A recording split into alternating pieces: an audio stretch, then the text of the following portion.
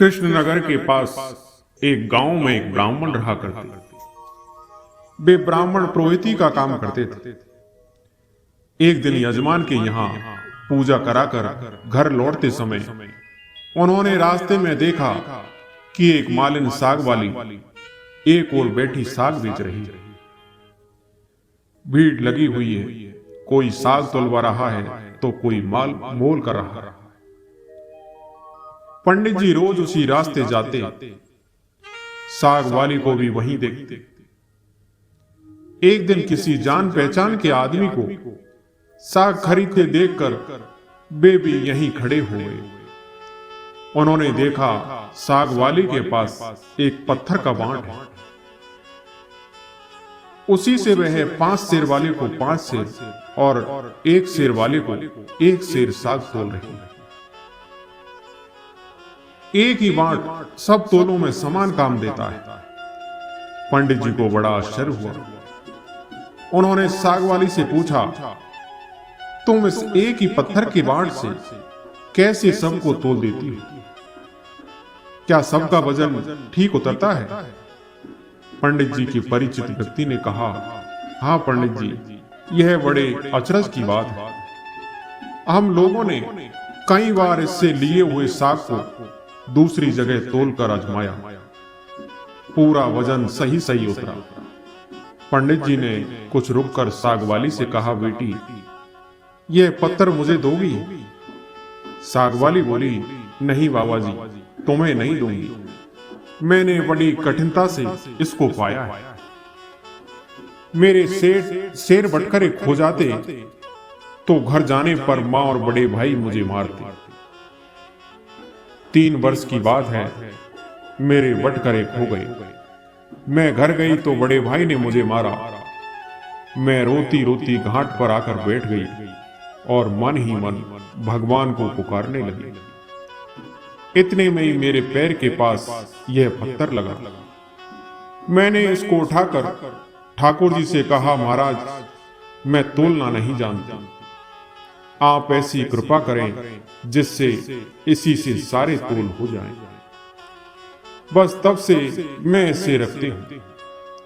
अब मुझे अलग अलग बटखरों की जरूरत नहीं होती, इसी से सब काम निकल जाता है। बताओ तुम्हें कैसे दे दूं? पंडित जी बोले, मैं तुम्हें बहुत से रुपए दूंगा। साग वाली ने कहा, कितने रुपए दोगे तुम?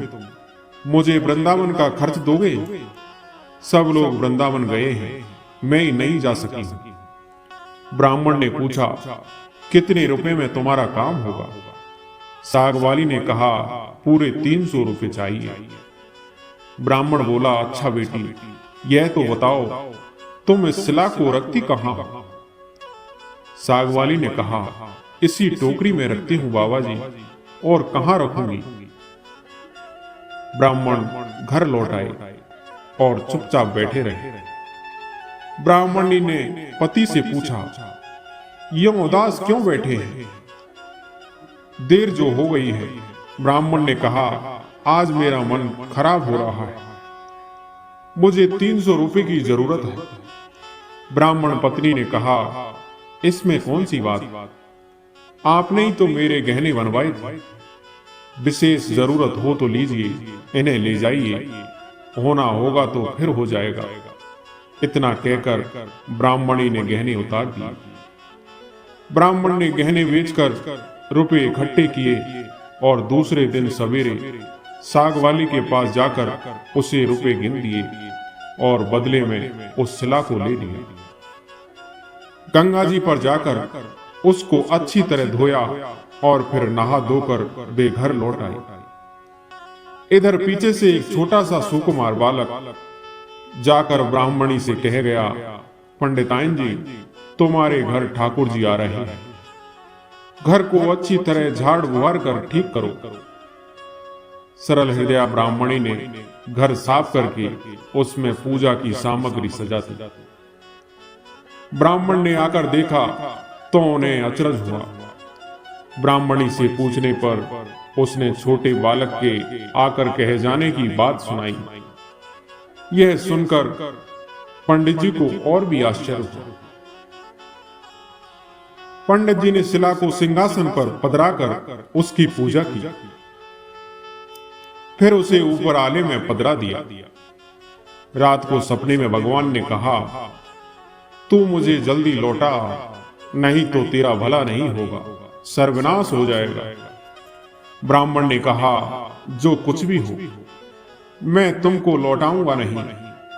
ब्राह्मण घर में जो कुछ भी पत्र पुष्प मिलता उसी से पूजा करने लगे।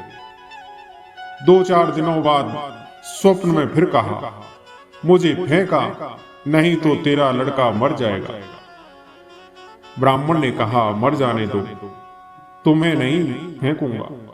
महीना पूरा बीतने भी नहीं पाया था कि ब्राह्मण का एकमात्र पुत्र मर गया। कुछ दिनों बाद फिर स्वप्न आया, अब भी मुझे वापस दे आ, नहीं तो तेरी लड़की मर जाएगी। दृढ़ निश्चयी ब्राह्मण ने पहले वाला ही जवाब दिया। कुछ दिनों पश्चात लड़की मर गई। फिर कहा कि अब की बार स्त्री मर जाएगी। ब्राह्मण ने इसका भी वही उत्तर दिया, अब स्त्री भी मर गई। इतने पर भी ब्राह्मण अचल अटल रहा। लोगों ने समझा यह पागल हो गया है। कुछ दिन बीतने पर स्वप्न में फिर कहा गया, देख अब भी मान जा, मुझे लौटा दे, नहीं तो 7 दिनों में तेरे सिर पर बिजली गिरेगी। ब्राह्मण बोले, गिरने दो, मैं तुम्हें उस साग वाली की गंदी टोकरी में नहीं रहने दूंगा। ब्राह्मण ने एक मोटे कपड़े में लपेटकर भगवान को अपने कंधे पर मजबूती से बांध लिया। वे सब समय यूं ही उन्हें बांधे रखते। कड़कड़ाकर बिजली कौनती नजदीक आती पर लौट जाती। अब 3 ही दिन शेष रह गए। एक दिन ब्राह्मण गंगा जी के घाट पर संध्या पूजन कर रहे थे कि 2 सुंदर बालक उनके पास आकर जल में कूदे। उनमें एक सांवला था और दूसरा गोरा। उनके शरीर पर कीचड़ लिपटा था। वे इस ढंग से जल में कूदे कि जल उछलकर ब्राह्मण के शरीर पर पड़ा।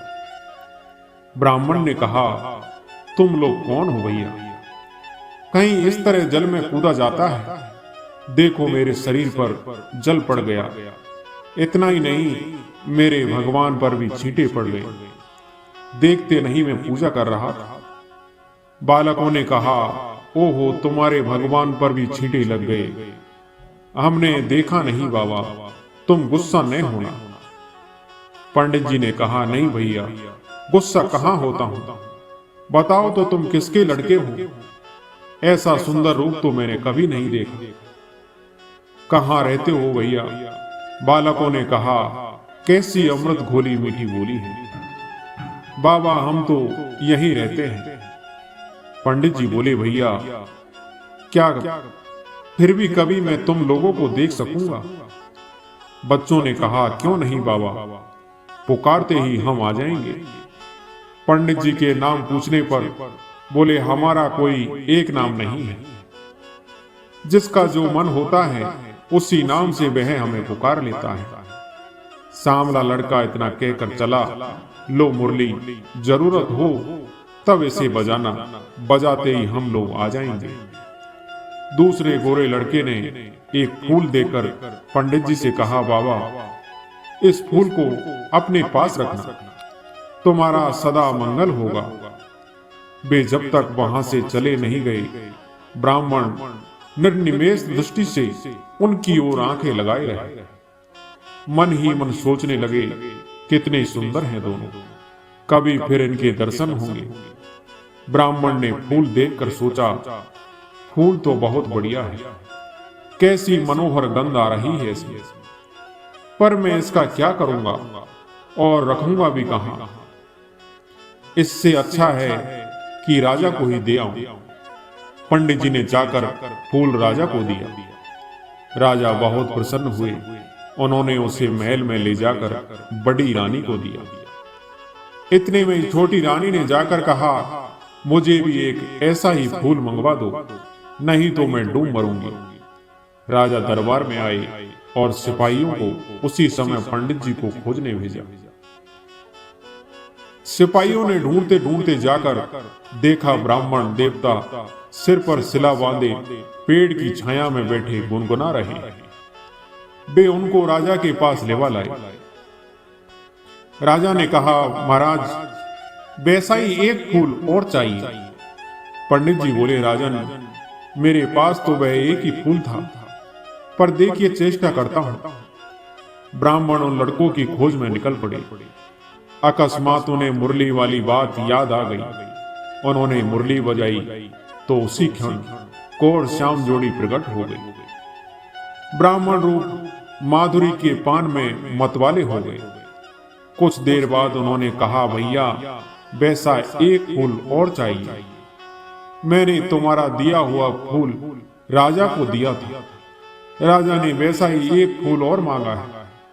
गोरे बालक ने कहा, फूल तो हमारे पास नहीं है, परंतु हम तुम्हें एक ऐसी जगह ले जाएंगे जहां वैसे फूलों का बगीचा खिला है।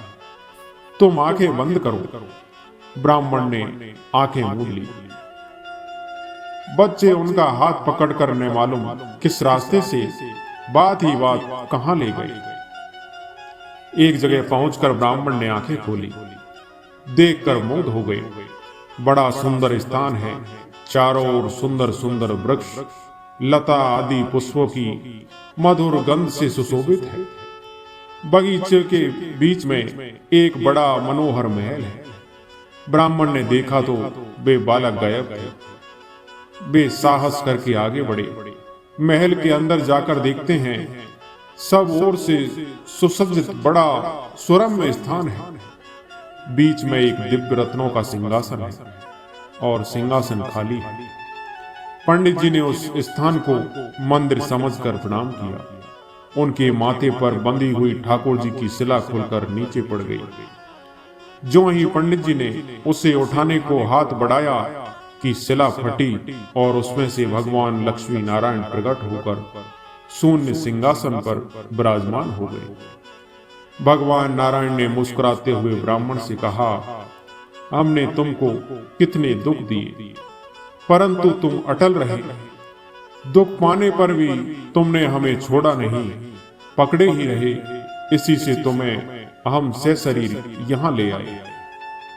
जो भक्त स्त्री, पुत्र, घर, गुरुजन, प्राण, धन, यह लोक और परलोक छोड़कर हमारी शरण में आ गए हैं, भला उन्हें हम कैसे छोड़ सकते हैं। इधर देखो, यह खड़ी तुम्हारी सहधर्मिणी, तुम्हारी कन्या और तुम्हारा पुत्र, ये भी मुझे प्रणाम कर रहे हैं। तुम सबको मेरी प्राप्ति हो गई है। तुम्हारी एक ही दृढ़ता से सारा परिवार मुक्त हो गया है।